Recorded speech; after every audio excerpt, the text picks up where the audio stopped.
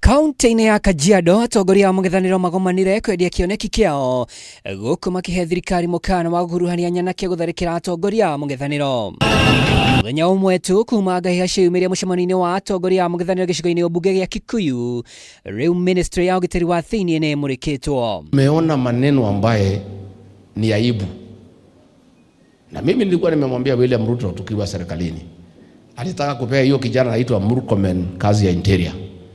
Nikamwambia hapana, hii kijana hako na utoto mingi bado komaa.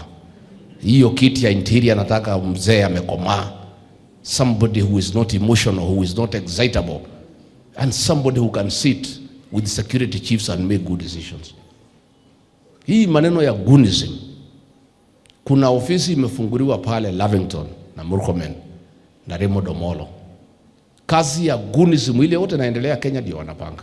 Thirikari rĩu nĩ ĩhetwo mũkana wa kũhũthĩra hinya mũkĩrũku kũngethanĩra na atongoria arĩa maugĩte gũgĩkinya ũmwe wao nĩ ekũgurario, thirikari ndĩkerisha marũrũ ma Kenya. Tuko na shida. People are being mugged in the city every day.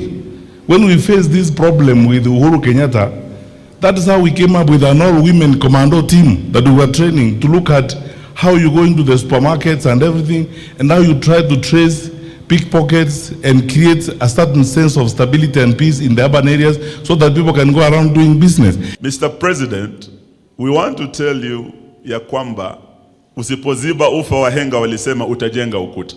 Unless you stop this dangerous path your government is taking and promoting and actually protecting goons and using goonism as a tool of politics, you are putting this country in grave danger. And that is what we want to tell you from Kajiado today. Please stop it. Kũringana na mũtongoria wa DCP Rigathi wa Gachagua, kwamũrwo kwa minister wa ũgitĩri wa thĩinĩ Kipchumba Murkomen ta minister wa ũgitĩri wa thĩinĩ kwarĩ mahĩtia manene marĩa mangĩtwara bũrũri ngero-inĩ ya mbũkĩrĩra. Magĩtetera Murkomen augĩte thirikari ĩrĩ maitho na gũtirĩ ikundi ona irĩkũ ikũmakĩria hinya. In your head, how would you spend time planning to disrupt a meeting an elected leader is having with his people? Tuko na shida. I am telling you, tuko na shida. Na ni kweli, I don't want to repeat this. You can see clearly. As I said last time, Kenya's problems have nothing to do with the people. They have everything to do with the average or mediocre leadership we have, incompetent management of the country. Hao wanapanga goons, alafu quickly wanaenda kusimama hapo, wanataka waziri aondoke, tunataka PS aondoke, serikali imeshindwa. Sasa wacha niulize, askari tumedeploy waende mkutano.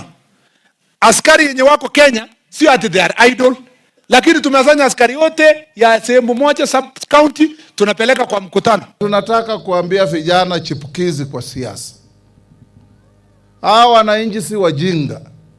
Kama wewe lugha yako ni chafu, watakutoa katika uongozi, na wanajua. Yule analeta watu pamoja, wanajua. Ula anapiganisha watu, wanajua. Ideni rĩu atongoria nĩ makomithĩtie kũiyũkio kwa mũgũnda wa magongona ma ũgĩkũyũ mwena wa Gĩthũngũri kaunti-inĩ ya Kiambu. Stop double speak. You know, you have called people for too long. People now know you. Wanatuambia mambo ati ukuta ya State House iko kwa riparian, na hiyo hoteli yako umefunga corridor ya wanyama pale Masai Mara, the heritage of the Man Nation. You are killing tourism and interfering with the conservation.